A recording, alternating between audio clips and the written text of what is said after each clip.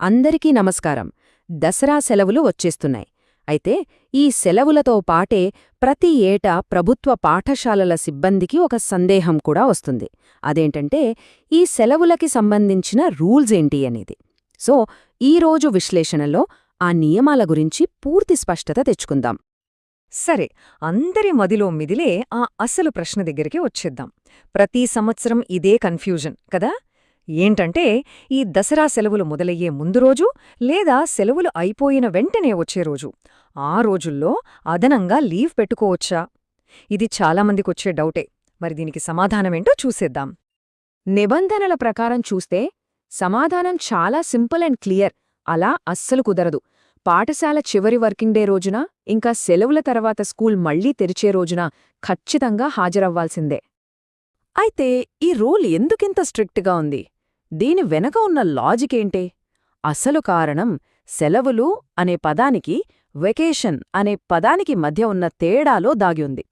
చాలామంది ఈ రెండు ఒకటే అని అనుకుంటారు, కానీ ప్రభుత్వ రూల్స్ ప్రకారం వీటి మధ్య చాలా పెద్ద తేడా ఉందన్నమాట.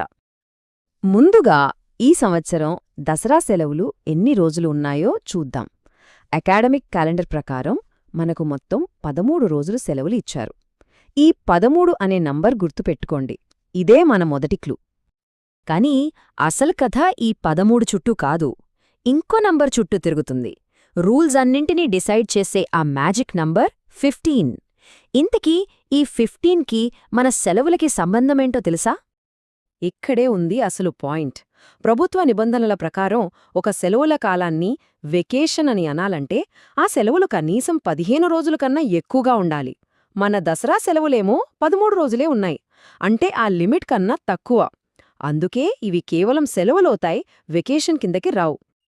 సరే, అంతా బానే ఉంది, కానీ అసలు ఈ 15 రోజుల రూల్ ఎక్కడ్నుంచొచ్చింది? దీనికి ఏదైనా అధికారిక ఆధారముందా? ఇప్పుడు అదే చూద్దాం. ఇదిగోండి, ప్రభుత్వ ఉత్తర్వుల్లో ఉన్న అసలు వాక్యం ఇదే. చాలా స్పష్టంగా ఉంది కదా.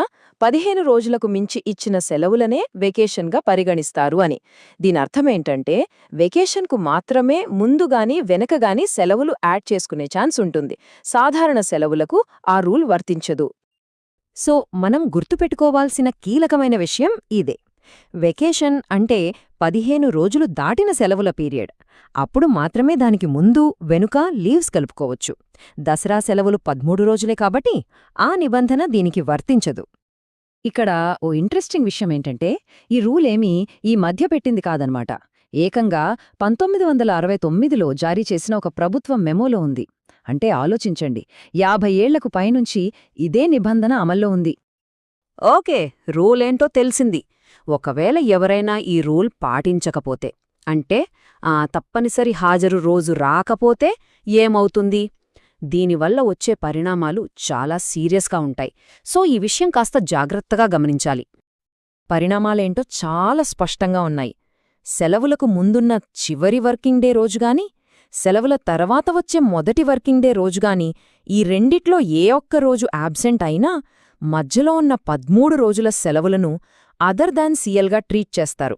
అంటే ఆ 13 రోజులు ప్రభుత్వ సెలవుల కింద కాకుండా మన ఎర్న్డ్ లీవ్ అకౌంట్ నుంచి కట్ చేస్తారన్నమాట. ఇది నిజంగా పెద్ద నష్టమే. ఇంతవరకు అన్నీ చర్చించుకున్నాం కదా. ఇప్పుడు ఫైనల్గా మనం గుర్తుంచుకోవాల్సిన ముఖ్యమైన విషయాలేంటో ఒక్కసారి బ్రీఫ్గా చూద్దాం. ఒక్కసారి రివైండ్ చేసుకుందాం. లాస్ట్ వర్కింగ్ డే వచ్చి సెప్టెంబర్ 20, 2025. స్కూల్ మళ్లీ తెరుచుకునేది అక్టోబర్ 4, 2025. ఈ 2 రోజులు హాజరు కంపల్సరీ. దీనికి ఆధారం 1969 నాటి ప్రభుత్వం మెమో. ఇది క్లియర్గా గుర్తుపెట్టుకుంటే చాలు. ఈ రూల్స్ మీద పూర్తి క్లారిటీ రావడం వల్ల ఎలాంటి కన్ఫ్యూజన్ లేకుండా హాలిడేస్ని ప్లాన్ చేసుకోవడానికి ఇది బాగా హెల్ప్ అవుతుందని ఆశిస్తున్నాం. ఈ సమాచారం అందరి ప్లానింగ్కు ఉపయోగపడిందనే అనుకుంటున్నాం. ధన్యవాదాలు.